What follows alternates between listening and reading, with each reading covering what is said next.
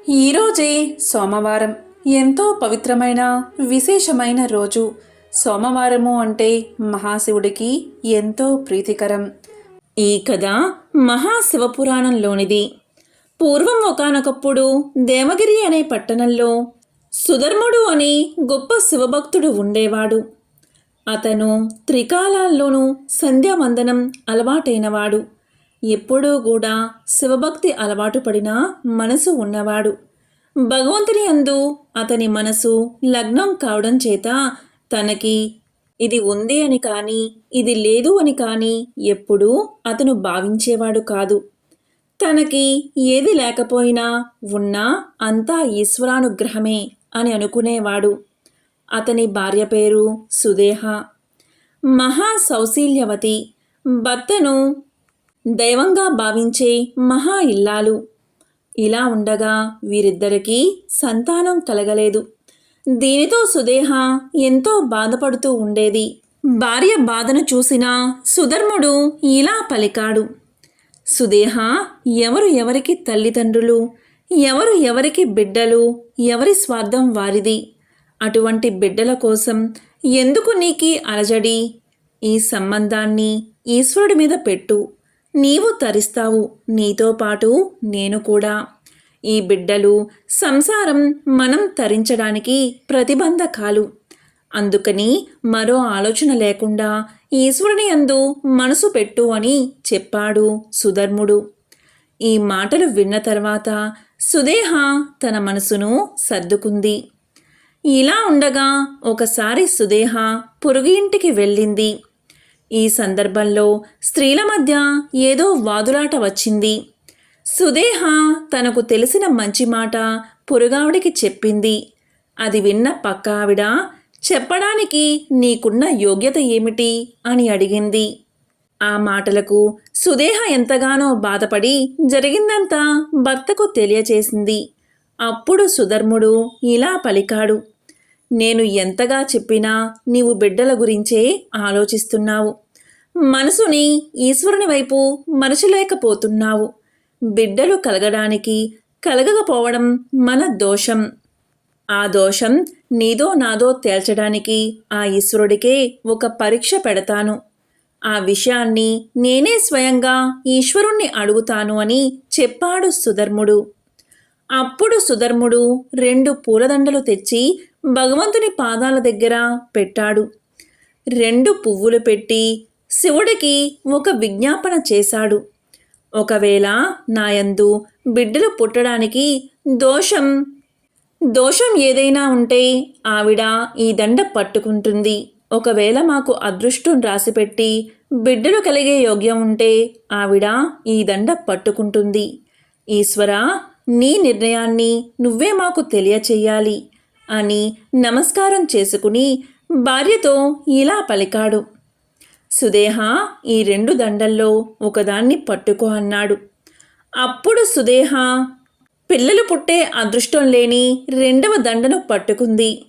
అప్పుడు సుధర్ముడు ఇక తమకు సంతానం కలగదని, సంతానం గురించి తనను ప్రశ్నించవద్దని, ఈశ్వరుని యందు మనసు పెట్టుకోమని సుదేహకు తెలియచేశాడు. అప్పుడు సుదేహ భర్తతో ఇలా పలికింది: ఇలా జరగడానికి వీల్లేదు. నాకు కొడుకు పుట్టకపోయినా బాధలేదు, కానీ అమ్మ అని పిలిపించుకోవడానికి మీరు మరొక వివాహం చేసుకోండి. మీరు తండ్రి అవుతారు. ఆమె వల్ల మీకు సంతానం కలుగుతుంది కదా. వాళ్ళు నన్ను అమ్మ అని పిలిస్తే చాలు అని చెప్పింది. అప్పుడు సుధర్ముడు ఇలా పలికాడు: ఈ పని నీవు చెప్పినంత తేలిక కాదు. ఇదంతా ఒకరోజు పెనుభూతమై కూర్చుంటుంది. కాబట్టి నేను పెళ్లి చేసుకోను అన్నాడు. దానికి సుదేహ చనిపోతాను అని హెచ్చరించింది. దీంతో సుదేహ మాట కాదనలేక సుదేహ చెల్లెల్ని వివాహం చేసుకున్నాడు సుధర్ముడు. ఆమె పేరు గృష్ణ. ఈ విధంగా సంతోషంగా కాలం గడుస్తుంది. గృష్ణకి ఒక లక్షణం ఉండేది. ఏది ఇంట్లో జరిగినా ముందు తన అక్కకే చెప్పేది. సుధర్ముడు కూడా పెద్ద భార్యను గౌరవించి మసులుకునేవాడు. కృష్ణ ప్రతిరోజు 101 పార్థివ లింగాలకు అర్చన చేసేది. పూజ అయిన తర్వాత 101 లింగాలను సరోవరంలో కలుపుతూ ఉండేది. కృష్ణ చేసే శివ పూజ వల్ల మహాశివుడు ఎంతో సంతోషించి ఆమెకు ఒక మగపిల్లవాడిని ప్రసాదించాడు. కృష్ణ గర్భాన్ని ధరించి 12 మగపిల్లవాడిని కన్నది. ఇంట్లో అందరూ ఎంతో సంతోషంగా ఉన్నారు. నెమ్మదిగా ఆ పిల్లవాడు పెద్దవాడు అయ్యాడు. ఆ పిల్లవాడికి యుక్త వయస్సు వచ్చింది. ఆ పిల్లవాడికి వివాహం చేశారు. కానీ వియ్యంకులు వారు సుదేహను గౌరవంగా చూసేవారు కాదు. కృష్ణను మాత్రమే ఎంతో గౌరవంగా చూసేవారు. దాంతో సుదేహకు కక్ష కలిగింది. అసూయ ప్రబలింది. కృష్ణకు కొడుకు ఉండడం వల్లే కదా నన్ను కొడుకులు లేని కారణంగా ఇంత చులకనగా చూస్తున్నారు అని భావించి ఆ కొడుకే లేకపోతే తన చెల్లెలు ఎంత బాధపడుతుందో, ఆమె ఏడుస్తూ ఉంటే నా కోపాగ్ని చల్లారుతుంది అని భావించింది సుదేహ. ఒకరోజు కొడుకు కోడలు పడుకుని ఉన్నారు. ఆ సమయంలో తన భార్యతో నిద్రపోతున్న పిల్లవాని గదిలోకి వెళ్ళి ఒక కత్తితో ఆ పిల్లవాణ్ణి పొడిచి చంపి శరీరాన్ని ముక్కలుగా కోసి మూటకట్టి తన చెల్లెలు రోజూ శివలింగాలను కలిపే చోట నీటిలో పాడవేసింది. సుధర్ముడు ప్రతిరోజులాగే తెల్లవారుజామునే లేచి సంధ్యావందనం కోసం నదీ తీరానికి వెళ్ళిపోయాడు. అతని వెంట చిన్న భార్య అయిన కృష్ణ కూడా శివలింగాలకు అర్చన చేసేందుకు వెళ్ళిపోయింది. ఇక ఇంటిలో కొడుకు గదిలో రక్తపు మరకలు చూసిన కోడలు పిల్లవాడిని ఎత్తుకుని పదే పదే గోరును ఏడుస్తుంది. దీంతో సుదేహ లోపలకు వెళ్ళి కొడుకు చనిపోయాడా అని పలికి ఏడుస్తూ ఉంటే కృష్ణ మాత్రం ఏడవకుండా మామూలుగా శివార్చన చేస్తూ ఉంది. కృష్ణ ఇలా పలికింది, ఎవరు బిడ్డను ఇచ్చారో వారే ఆ బిడ్డను రక్షిస్తారు. ఆయనే ఇదంతా చేస్తాడు అని శివలింగాలకు పూజ చేసి తరువాత పూజ చేసిన శివలింగాలను నీటిలో కలపడానికి నది వద్దకు వెళ్ళింది. అక్కడ కొడుకు శరీర భాగాలు నీటి మీద తేలుతూ కనబడ్డాయి. చిత్రం ఏమిటి అంటే కృష్ణ ఏమీ అనలేదు. ఆ దృశ్యాన్ని చూసిన శివుడు మాత్రం తట్టుకోలేకపోయాడు. శివుడు భరించలేకపోయాడు. వెంటనే శివానుగ్రహం వల్ల ఆ నీటిలోంచి కృష్ణ కొడుకు నడుచుకుంటూ వచ్చి తన తల్లితో ఇలా పలికాడు, అమ్మా, పెద్దమ్మ చంపగా నేను చనిపోయాను.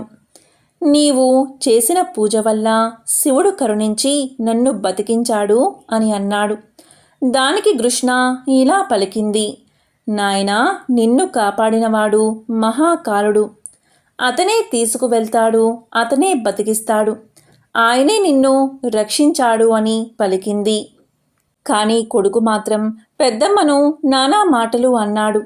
దానికి కృష్ణ, నాయనా, నీవు మాట్లాడేది తప్పు. ఎప్పుడూ కూడా ఎవరిని నిందించకూడదు. ముక్కుంటి స్వామి నిన్ను రక్షించాడు కదా, ఆయన రక్షణ ఉన్నంతకాలం నిన్ను ఎవరూ ఏమీ చేయలేరు. ఎవరి మీద కోపం మనసులో ఉంచుకోకు అని చెప్పి ఇంటికి వెళ్ళిపోయింది. ఇది కూడా శివుడు భరించలేకపోయాడు. అప్పుడు శివుడు 3 కనులతో త్రిశూలం పట్టుకుని, కృష్ణ, ఈ త్రిశూలంతో నీ అక్కను పొడి చేస్తాను అన్నాడు. దానికి కృష్ణ ఇలా పలికింది, వద్దు స్వామి, వద్దు అని. దానికి ఈశ్వరుడు, నీ కొడుకును చంపింది కదా, అందుకే ఆమెను చంపేస్తాను అన్నాడు. అప్పుడు కృష్ణ మహాశివుణ్ణి పలుపరి విధాలా స్తుతించి, స్వామి, దీనివల్లే కదా నీవు ఎంత ఉదారుడవో లోకానికి తెలిసింది. నా కొడుకుని ఎవరు చంపారో లోకానికి తెలిస్తే ఎంత, తెలియకపోతే ఎంత. నిన్ను నమ్మిన వారికి నాశనం లేదని లోకాలన్నిటికీ తెలుసు. కాబట్టి ఈశ్వరా, నీ పాదాలయందు నాకు ఎల్లప్పుడూ భక్తిని కలిగేలా చెయ్యి. మా అక్క వల్లే కదా నాకు కొడుకు కలిగాడు, మా అక్క వల్లే కదా నాకు నీ యందు భక్తి కలిగింది, కాబట్టి మా అక్క తప్పును క్షమించు అని వేడుకుంది. దానికి మహాశివుడు ఇలా పలికాడు, సరే కృష్ణ, ఎలాగూ సాక్షాత్కరించాను కదా, ఏదైనా వరం కోరుకో, తీరుస్తాను అన్నాడు. దానికి కృష్ణ ఇలా పలికింది, స్వామి, నేను ఏ నదిలో అయితే నీ 101 శివలింగాలను కలుపుతానో ఆ చోట నీవు జ్యోతిర్లింగ స్వరూపుడిగా వెలుగు పొందు అని నమస్కారం చేసింది. కృష్ణ ప్రార్థన మేరకు మహాశివుడు కరుణించి ఇలా పలికాడు, సరే, అలాగే చేస్తాను. నీ కోరిక మేరకు ఆ ప్రదేశంలో జ్యోతిర్లింగంగా మారుతాను. నీ పేరు మీద కృష్ణేశ్వరుడు అనే పేరుతో వెలుస్తాను. నీవు నా గొప్ప భక్తురాలవు. ఇక్కడకు వచ్చిన భక్తులందరూ నీ చరిత్ర తెలుసుకోవాలి. నీ చరిత్ర జ్ఞాపకం తెచ్చుకోవాలి. జీవితంలో ఒకసారైనా నీ కథను విన్నవారికి వారి ఇంట్లో సకల శుభాలు కలుగుతాయి. కష్టాలు బాధలు తొలగిపోతాయి. కాబట్టి నిన్ను తప్పనిసరిగా తలుచుకోవాలి. నా పేరు ఈశ్వరుడు కాదు, ఇక్కడ కృష్ణేశ్వరుడై వెలుస్తాను అని చెప్పాడు మహాశివుడు. ఇంకా ఇలా పలికాడు, కృష్ణ, నీ యొక్క తరతరాల వారు నీ వంశంలో అందరూ మహాభక్తులు అవుతారు. నీ అక్కకు గల దుర్బుద్ధిని తీసేసి ఆమెకు సద్బుద్ధిని కలిగించాను. ఈ రోజు నుంచి ఆమె కూడా నా మహాభక్తురాలు అని పలికి స్వామి అదృశ్యమయ్యాడు. కాబట్టి ఈశ్వరుణ్ణి నమ్మిన వారికి ఎన్నడూ లోటు ఉండదు. కాబట్టి మహాశివ పురాణంలోని ఈ పవిత్ర కథను విన్నా, చెప్పినా, వినిపించినా సకల శుభాలు కలుగుతాయి. ఒకరోజు కార్తవీర్యార్జునుడు ప్రధానుడై చతురంగ బలాలతో భూగోళమంతా విహరించి తిరిగి వస్తూ ఉండగా అతను జమదగ్ని ఆశ్రమాన్ని సందర్శించాడు. చతురంగ బలాలను ఆశ్రమానికి దూరంగా నిలిపి తాను మరో 2 మిత్రులతో కలిసి పాదాచారుడై రుచిక మహర్షి దర్శనం కోసం ఆశ్రమంలోకి ప్రవేశించాడు. అప్పుడు జమదగ్ని ఆర్ఘ్యపాద్యాదులు ఇచ్చి నమస్కారం చేశాడు. ఉభయ కుశలోపరి అయిన తర్వాత ఆ మహర్షి కార్తవీర్యార్జునుడి సర్వ సైన్య సమేతంగా ఆతిథ్యానికి పిలిచాడు. తన ఆశ్రమంలో ఉన్న కామధేనువైన సురభి మహిమతో అందరికీ అపూర్వమైన విందు విలాసాలు, దివ్య భోగాలను అందించాడు. అప్పుడు ఆనందించవలసిన కార్తవీర్యార్జునుడి మనసు ఈర్ష్యా కలుషితమయ్యింది. భూమండలాన్ని మొత్తం తాను పరిపాలిస్తున్నా ఆ ఏర్పాట్లను తాను మాత్రం చేయలేడు. అయితే ఒక సాధారణమైన ఋషి ఈ విందు అందించడం కార్తవీర్యార్జునుడికి పరాభవం అనిపించింది. ఆ విందు విలాసాలు వేటికి అవే సాటి. స్వర్గలోకంలో కూడా ఇలాంటివి ఉండవు. ఇలాంటివి ఎక్కడా కనలేదు, అలాగే వినలేదు. వీటిని తనకు అందించాలంటే ఇది తప్పకుండా తనని అవమానించడమే. ఈ పరాభవానికి మూల కారణం ఆ ఋషి దగ్గర ఉన్న కామధేనువే. అప్పుడు కార్తవీర్యార్జునుడు చాలా బాగా ఆలోచించి ఆ కామధేనువుని సొంతం చేసుకోవాలి అనుకున్నాడు. దానంగా ఇస్తే తీసుకుంటాను, లేకపోతే స్వాధీనం చేసుకుంటాను. అయినా శాంతి పరాయణుడైన ఈ ఋషి నన్ను ఎలా ఎదిరించగలడు? ఇలా ఒక నిర్ణయానికి వచ్చి ముందు వినయంగా ఋషిని అభ్యర్థించాడు కార్తవీర్యార్జునుడు. అయితే దానికి ఋషి ఒప్పుకోలేదు. అప్పుడు కార్తవీర్యార్జునుడు ధనాన్ని కోరినంత ఇస్తాను అని పలికిన ఋషి అందుకు అంగీకరించలేదు. అయితే బలాత్కారంగా తీసుకుపోతాను అని అన్నాడు కార్తవీర్యార్జునుడు. నీ వల్ల అయితే అలాగే తీసుకువెళ్ళు అని ఋషి శాంతంగా పలికి ఎప్పటిలాగే ప్రశాంతంగా కూర్చున్నాడు.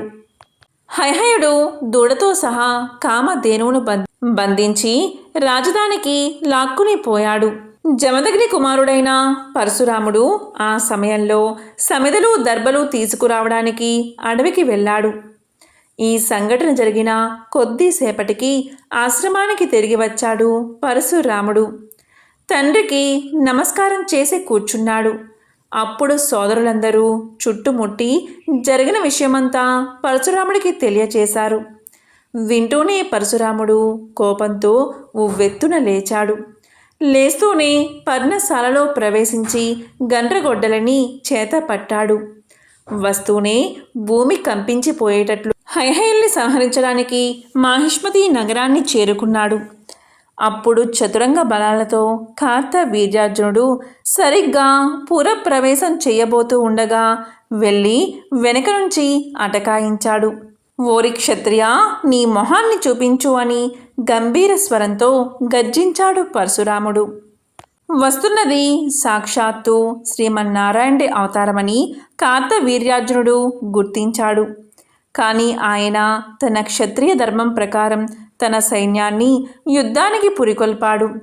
రాజు ఆజ్ఞను అనుసరించి క్షత్రియ వీరులందరూ రకరకాల ఆయుధాలతో పరశురాముడి మీదకు లగించారు.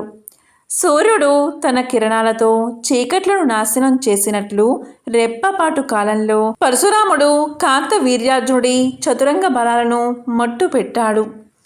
సైన్యం ఆ విధంగా నాశనం కావడంతో బాధ కలిగిన తన పరాక్రమం అంతటి వాడు వచ్చాడు అని మురిసిపోయాడు కార్తవీర్యార్జునుడు.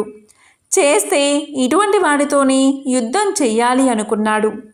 ఇన్ని వేల సంవత్సరాలకి నాకు తగినవాడు ఒక్కడు దొరికాడు. ఇంద్రాది దేవతలు సైతం ఇతన్ని ఎదిరించి నిలబడలేరు. నేను ఇతడితోనే ద్వంద్వ యుద్ధం చెయ్యాలి. నాకంటే అధికమైన వాడా కాదా తెలుసుకోవాలి. కానీ నాకు దత్తస్వామి ఇచ్చిన వరం ఉండనే ఉంది కదా, కనుక ఈ బ్రాహ్మణుడితో నేను తలపడతాను అని ఒక నిర్ణయానికి వచ్చాడు కార్తవీర్యార్జునుడు. ప్రళయకాల సూర్యుడిలా సహస్ర బాహువులు ధరించి, అంటే చేతులు ధరించి, ఘోర సహస్ర ఆయుధాలను ధరించి పరశురాముడి మీదకు ఆ ఆయుధాలను విసిరాడు. ఆ ధ్వనికి విమోహక్తులై మానవులు ఒక్కరికొక్కరే నేల మీద పడిపోయారు. పరశురాముడు సాక్షాత్తు శ్రీమన్నారాయణుడే. అతను కార్తవీర్యార్జునుడి బాణాలను అన్నిటినీ తన బాణాలతో మార్గ మధ్యలోనే ఎగరగొట్టాడు. కార్తవీర్యార్జునుడి ధనుస్సును కూడా విరగ్గొట్టాడు. అప్పుడు కార్తవీర్యార్జునుడు 1000 ధనుస్సుల్ని ఒకేసారి ధరించి ఆ సహస్ర బాణువుల్లో 1000 బాణాలను ఎక్కిపెట్టి ఒక్కసారిగా పరశురాముడి మీదకు వేగంగా విడిచిపెట్టాడు. ప్రళయకాల మేఘాలు తమ ఘోర స్మర్శతో కాల జ్ఞానాన్ని చల్లార్చినట్లు రాముడు ఆ బాణాలంటిని క్షణకాలంలో వృధా చేశాడు. సహస్ర బాహువులతో రెక్కల పర్వతంలో నిలబడ్డ కార్తవీర్యార్జునుడి మీదకు లగించి గండ్ర గొడ్డలితో చెక్కేశాడు. మహావృక్షం కొమ్మల్ని చెక్కినట్లు రెక్కల్ని విరిచేశాడు. అవి ఆకాశంలో ఎగిరి గిరిటీలు కొడుతూ కల్పవృక్ష శాఖలో వచ్చి నేల మీద పడ్డాయి. దత్తాత్రేయుడి అనుగ్రహం వల్ల, మహాశివుడి దయవల్ల కార్తవీర్యార్జునుడికి మళ్ళీ 1000 రెక్కలు పుట్టుకు వచ్చాయి. ఇప్పుడు కార్తవీర్యార్జునుడు కొత్త చేతులతో శక్తి ఆయుధం ధరించి పరశురాముడి ధనుర్బాణాలలో గండ్రగొడ్డల్ని ఎగరగొట్టాడు. ఇలా 1000 ధనస్సులు 100 పరశువులు అయిపోయాయి. రాముడిలో రోషం బగ్గుమంది. ఆగ్నేయాస్త్రాన్ని ప్రయోగించి ఒక్కసారిగా 1000 చేతులను మొదటి అంతటికే హతమార్చి మళ్ళీ మొలవకుండా చేశాడు. అప్పుడు రెక్కలు తెగిన పక్షుల్లాగా నిరాధారుడై నిలబడ్డాడు కార్తవీర్యార్జునుడు. ఆ నిమిషంలో అతని అంతరాత్మ మేల్కొంది. కనుక వెంటనే ధ్యాన సమాధిలోకి ప్రవేశించి బాహ్య శృతిని కోల్పోయి తన స్థానంలోనే నిలబడిపోయాడు. అప్పుడు పరశురాముడు ఒకే ఒక్క గొడ్డలి వేటుతో కార్తవీర్యార్జునుడి శిరస్సును నేలకు కూల్చాడు. పండిన తాటిపండు తనంతట తాను నేలకు రాలినట్లుగా అది అల్లంత దూరాన దవీమని పడింది. ఆ వెంటనే నరికి వేయబడిన కార్తవీర్యార్జునుడి కళేబరం కూడా నేలకు ఒరిగిపోయింది. ఆ సమయంలో దేవతలు పుష్పవర్షం కురిపించారు. యోగా విద్య పరాంగతుడు కనుక అతను ఇదివరకే జీవన్ముక్తుడయ్యాడు. ఇప్పుడు శరీరం రాలి పడిపోవడంతో విదేహముక్తుడు అయ్యాడు. కైవల్యాన్ని పొందాడు. శరీరంలోని పంచభూతాలు ప్రపంచంలోని అంటే ప్రకృతిలోని పంచభూతాలతో కలిసిపోయాయి. అప్పుడు పరశురాముడి కోపం శాంతించింది. సంతోషంగా కామధేనువును తీసుకుని ఆశ్రమానికి చేరుకున్నాడు. జరిగింది మొత్తం తండ్రికి నివేదించి తపస్సుకు వెళ్ళిపోయాడు. ఈ విధంగా కార్తవీర్యార్జునుడి నిర్యాణం జరిగింది. ఎంతో పవిత్రమైన విశేషమైన ఈ కథను వింటే చాలు సమస్త శుభాలు మీకు కలుగుతాయి.